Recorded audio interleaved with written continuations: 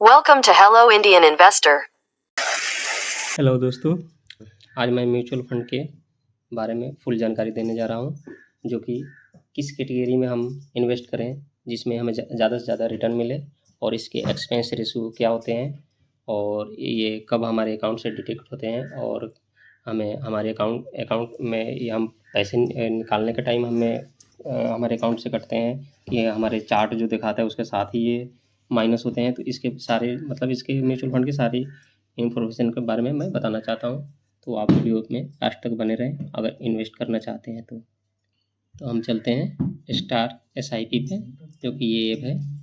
ठीक है, तो हम इसको क्लिक करते हैं तो हम आ गए स्टार SIP ऐप पे। तो हमें भी हम पहले देखते हैं कि अगर 1 लाख इन्वेस्ट करते हैं, मतलब मिड कैप या लार्ज कैप या फ्लेक्सी कैप में, तो इसमें सबसे ज़्यादा रिटर्न कौन सी कैटेगरी दे रही है हमें लॉन्ग टर्म में, जो कि जो सबसे पुराना फंड होगा उसी को हम लेंगे। तो हम इसको 1 लाख पे सेट करते हैं पहले। तो हमारा ये 1 लाख पे पहले से सेट है। तो उसके बाद हम यहाँ देख सकते हैं ये हमारा ये 1 लाख अमाउंट है। ठीक है, और ये फ्लेक्सी कैप पे हमने सेट कर दिया है। हम इसमें देखते हैं यहाँ पे ये जितने फंड हैं, मतलब जितने ऊपर से नीचे तक फंड मैं दिखाऊंगा उसके सारे डेट यहाँ लिखे होंगे, इशू डेट और इन्वेस्टमेंट ये है, और इसकी जो मुझे जो प्रॉफिट मिला ये है। तो और जो इंटरेस्ट रेट है यहाँ पे लिखा हुआ है। तो मैं एक्सप्लोर करता हूँ और साथ साथ आप देख सकते हैं। तो हम सबसे ये 2003 है। देखिए सबसे पुराना फंड हमारा फ्लेक्सी कैप में ये एक सबसे पुराना फ्लेक्सी कैप में जो फंड आया ये HDFC फ्लेक्सी कैप है, जो इसमें दिखा रहा है। तो ये इसका नाम है। ठीक है, ये इसका इशू डेट है 1995। ये हमने 1 लाख रुपये इन्वेस्ट किया और ये हमारा रिटर्न है, जो कि ये कुल टोटल 1,84,00,000 रुपये बने हुए हैं। और ये इतने दिन से 19.29 का एनुअल रिटर्न दे रहा है। तो देख सकते हैं 1 लाख अगर आप 1995 यानी 30 साल पहले डालकर छोड़ दिए होते, कुछ नहीं किए होते, तो भी आपका पैसा 2 करोड़ के करीब बन गया होता। तो हम अब चलते हैं स्मॉल कैप पर, फटाफट देख लेते हैं कि स्मॉल कैप में सबसे अच्छा रिटर्न कौन सा दिया हुआ है। तो अब हम ले लेते हैं मिड कैप। निप्पॉन इंडिया 1995 का हमें एक फंड मिला, जो कि देख सकते हैं यहाँ पे दिख रहा है 1995 निप्पॉन इंडिया ग्रोथ फंड।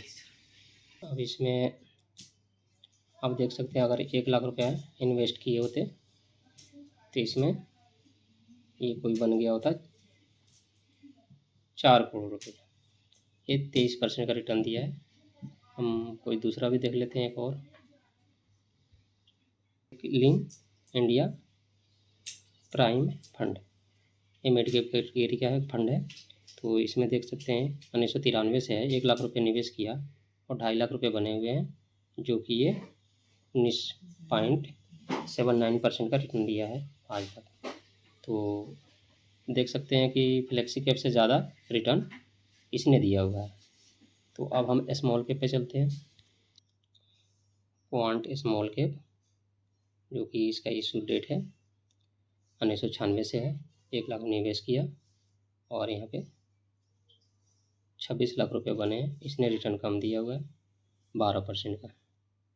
तो आप देख सकते हैं कि मिड कैप, फ्लेक्सी कैप और स्मॉल कैप में लगभग एक ही टाइम का इन फंडों ने कैसे प्रदर्शन किए है। सबसे अच्छा जो प्रदर्शन किया है वो मिड कैप ने किया है, आप देख सकते हैं।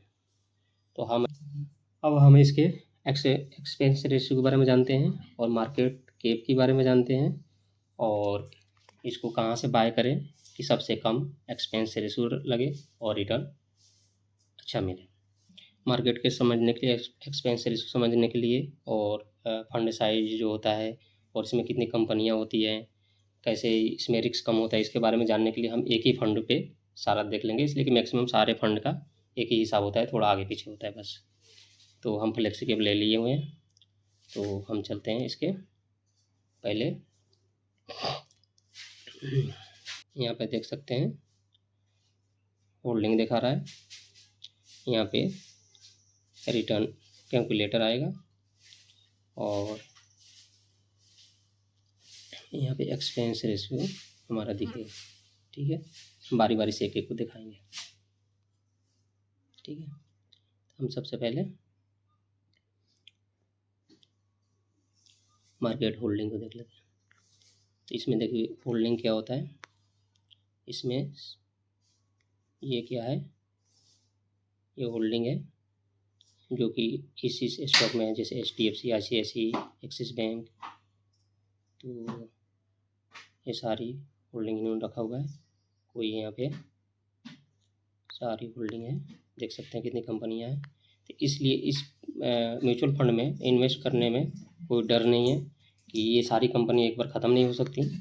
ठीक है, जब अपना इंडिया ख़त्म हो जाएगा तभी ख़त्म होंगी, ऐसे ही सारी कंपनी इसमें से एक दो डूब भी जाती हैं तो हमारे फंड पे कोई असर नहीं पड़ता। इसलिए म्यूचुअल फंड में जितना गिरे, अगर पैसा है उतना डालते जाओ तो आपको 19% का रिटर्न दिखा रहा है। अगर गिरावट पे, हर गिरावट पे डालेंगे तो आपको 19% की जगह पे 23, 24, 25% का भी रिटर्न मिल सकता है। जो कि 3 करोड़ बन रहा था वो 5 करोड़ भी बन सकता है।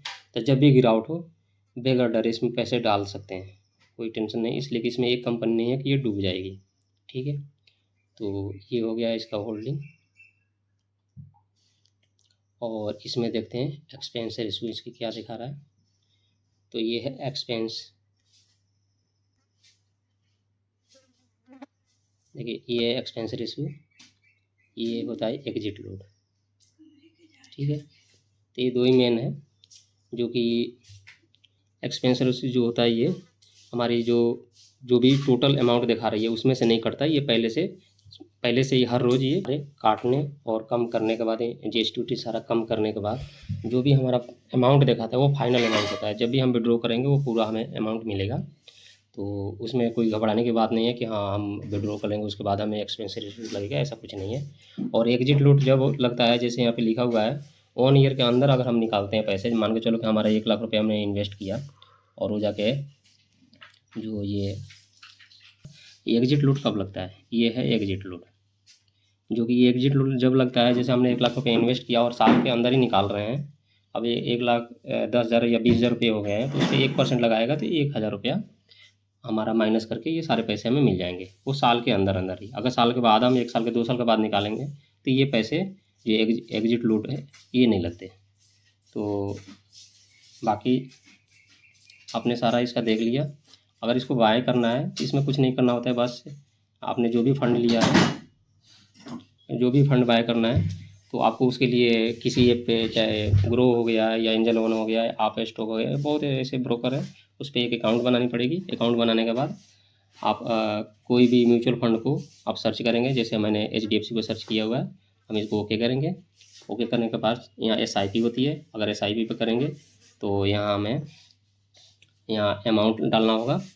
तो हमारा बैंक पहले से कांटेक्ट होता है, तो उस पर OTP आएगा, वेरीफाई करेगा, उसके बाद वो स्टार्ट हो जाएगा। SIP पर महीने का आप जितना करना चाहो, 100, 200 करना चाहो, 2,000 करना चाहो, 20,000 करना चाहो, जो भी करना चाहो, मगर ये हो जाएगा। अगर वही हमें 1 टाइम करना है तो 1 टाइम करने के लिए यहीं से ये देख सकते हैं, ये 1 टाइम का है, ये SIP का है।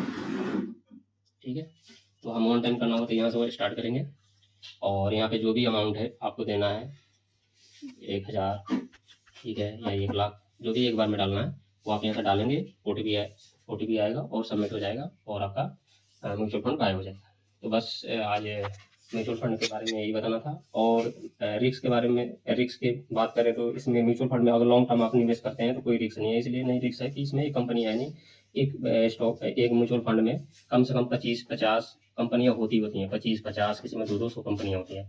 तो एक बार सारी कंपनियों को ख़त्म होना नामुमकिन है। अगर एक बार इतनी कंपनियां ख़त्म हो जाए तो हमारा इंडिया ही नहीं रहेगा, तो फिर किसी जगह भी निवेश करना तो समझ लो खतरा ही है। तो ऐसा कुछ नहीं होता कि जब म्यूचुअल फंड में, हाँ म्यूचुअल फंड में वोलेटिलिटी होती है थोड़ी बहुत, स्टॉक इतनी नहीं होती है। स्टॉक में तो 70%, 80% या 100% ही गिर जाते हैं, खत्म हो जाते हैं स्टॉक। बहुत ऐसे स्टॉक है खत्म हो गया है, या 500% रिटर्न दे दिया, उसके बाद आप होल्ड किए हुआ है कि वो जीरो हो जाता है। तो उसमें बहुत वोलेटिलिटी है, और उसमें सारी चीज़ें हमें क्या है खुद देखना पड़ता है कि उसकी कंपनी में क्या चल रहा है, या उसमें न्यूज़ क्या आया, या उसमें प्रॉफिट हुआ, लॉस हुआ। मगर हम अगर म्यूचुअल फंड में इन्वेस्ट करते हैं, ये सारी चीज़ें कुछ नहीं देखनी होती, इसलिए कि इसमें फंड मैनेजर होता है। जैसे कि एचडीएफसी ने एक फंड मैनेजर रखा हुआ है, जो कि लंबे टाइम से इसको एक्सपीरियंस मार्केट का, तो अपने हिसाब से जब कोई कंपनी में कोई गड़बड़ी आती है तो खुद ही वहाँ से शिफ्ट कर देते हैं आपके पैसे को, और आपके पैसे को बचा लेते हैं। तो म्यूचुअल फंड में ये सब चीज़ें देखने की कोई ज़रूरत नहीं पड़ती। तो बस आज की वीडियो मैं एंड करता हूँ। आज की वीडियो अगर अच्छी लगी हो, हमारे चैनल को जरूर सब्सक्राइब करें और बेल आइकन दबाएं, और लाइक भी करें। तो आज के लिए बस इतना ही। Okay, bye.